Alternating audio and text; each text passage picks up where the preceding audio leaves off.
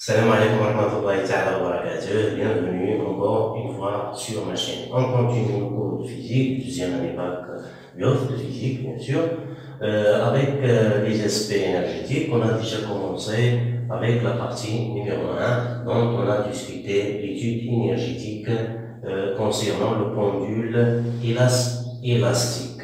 Alors, on va continuer cette deuxième partie au pendule de torsion. Donc, je vais essayer un petit peu de résumer les choses parce que c'est presque analogue à l'étude qu'on a fait pour le pendule élastique. Alors, on va parler du travail du couple. On ne va pas vraiment redémontrer, mais si vous voulez voir les étapes, vous pouvez se référer à la partie numéro 1. On va parler de l'énergie cinétique et l'énergie potentielle et l'énergie mécanique et la conservation. Et enfin, on va terminer avec les diagrammes énergétiques pour se rappeler un petit peu des relations. Alors,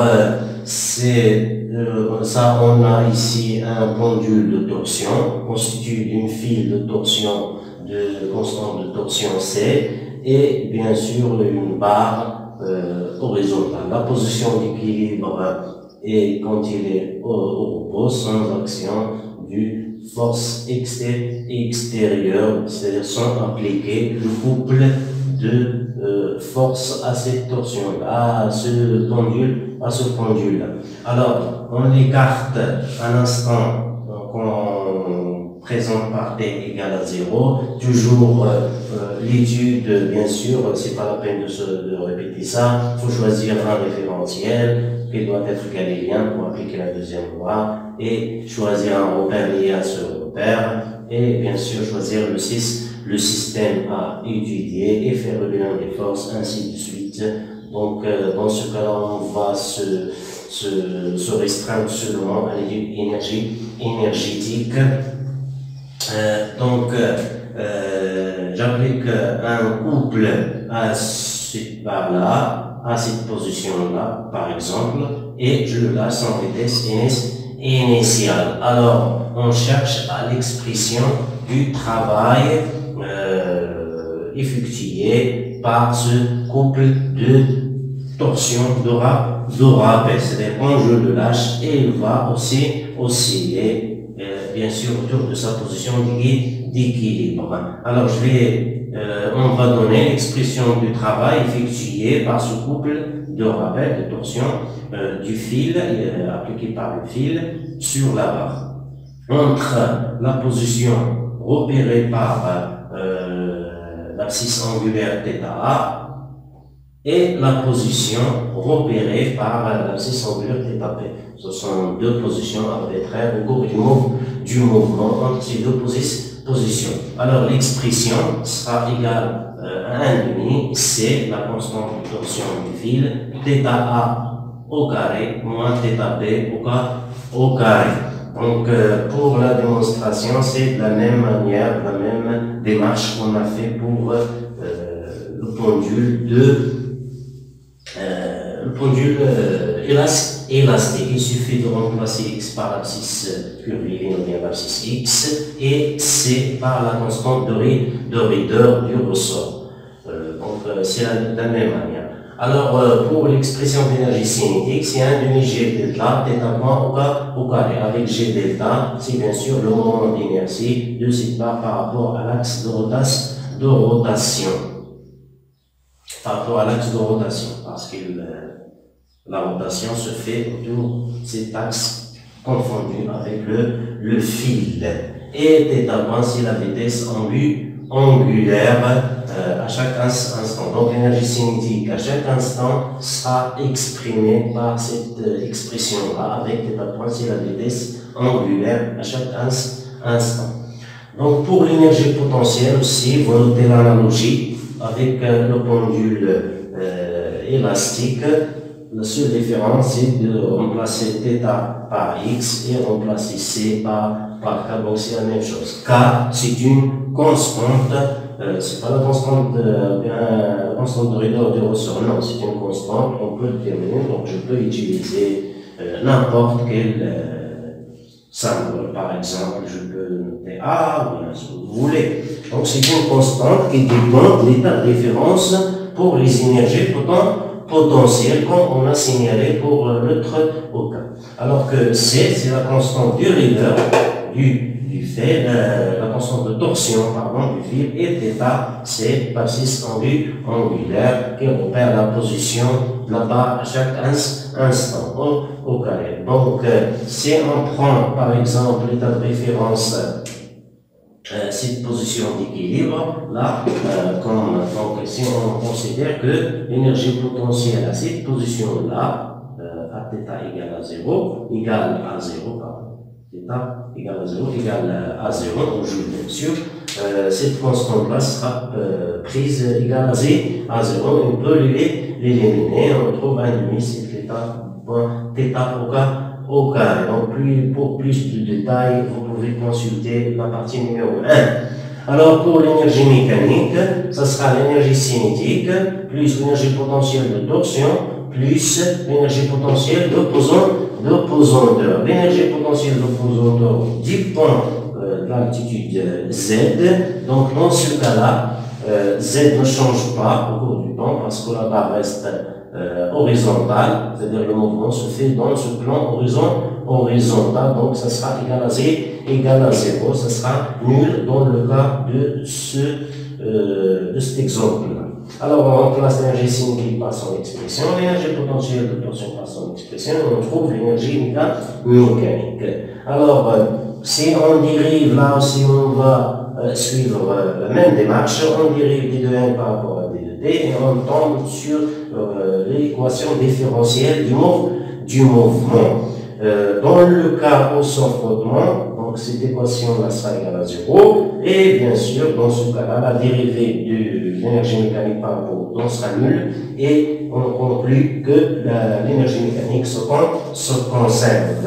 Alors que s'il y a du frottement, cette énergie mécanique ne va pas se conserver, mais elle va diminuer au cours du temps, donc sa variation au cours du temps sera inférieure à 0. Cette perte d'énergie se transforme bien sûr en chaleur ou bien en énergie thermique que j'ai noté ici pour la chaleur. Alors pour les diagrammes énergétiques du pendule, c'est la même manière, bien sûr, dans le cas où il n'y a pas de frottement, l'énergie mécanique va rester constante au cours du temps. Donc, on va se restreindre pour θ, elle varie entre moins θm et plus θm, puisque le mouvement est sinusoïdal. Donc, le cosinus sera comprise entre moins 1 plus 1. Et bien sûr, l'élongation angulaire sera restreinte, ou bien sera comprise entre moins θm et plus θm. L'énergie potentielle sera maximale si on écarte, bien sûr, on fait tourner, donc on va à t égale à 0 par exemple, si je lâche, donc θm sera maximale, donc dans ce cas-là, dans cette position-là, c'est-à-dire dans cette position par exemple, si je prends là c'est l'élongation maximale, c'est-à-dire l'amplitude, qu'on appelle l'amplitude, donc ça sera maximale, et dans ce cas-là, bien sûr, l'énergie cinétique va être égale à 0 à cette position-là. Donc c'est ce qu'on remarque ici. Donc, à plus θm, l'énergie potentielle sera maximale et l'énergie cinétique sera minimale, c'est-à-dire sera nulle. La même chose dans l'autre position, bien dans l'autre sens, c'est-à-dire quand θ égale à moins θm, alors dans ce cas-là aussi, l'énergie potentielle sera maximale et l'énergie cinétique sera égale à 0. Alors que la position, quand elle passe par la position d'équilibre, dans ce cas-là, on a dit que l'énergie potentielle sera considérée comme nulle, et dans ce cas-là, l'énergie cinétique sera maximale. Donc, on voit bien, au cours de l'oscillation, l'énergie potentielle se transforme en énergie cinétique et vice-versa, ainsi de suite. Mais l'énergie mécanique reste, bien sûr, constante. Dans ce cas-là, c'est dans le cas où il n'y a pas de frottement. Mais s'il y a du frottement, bien sûr, l'énergie mécanique ne va pas rester constante, mais elle va diminuer au cours du temps jusqu'à sa nullité. Alors, c'est ce que j'ai écrit ici. Donc, l'énergie mécanique peut être égale à l'énergie potentielle ou bien à l'énergie cinétique, mais à l'état maximal.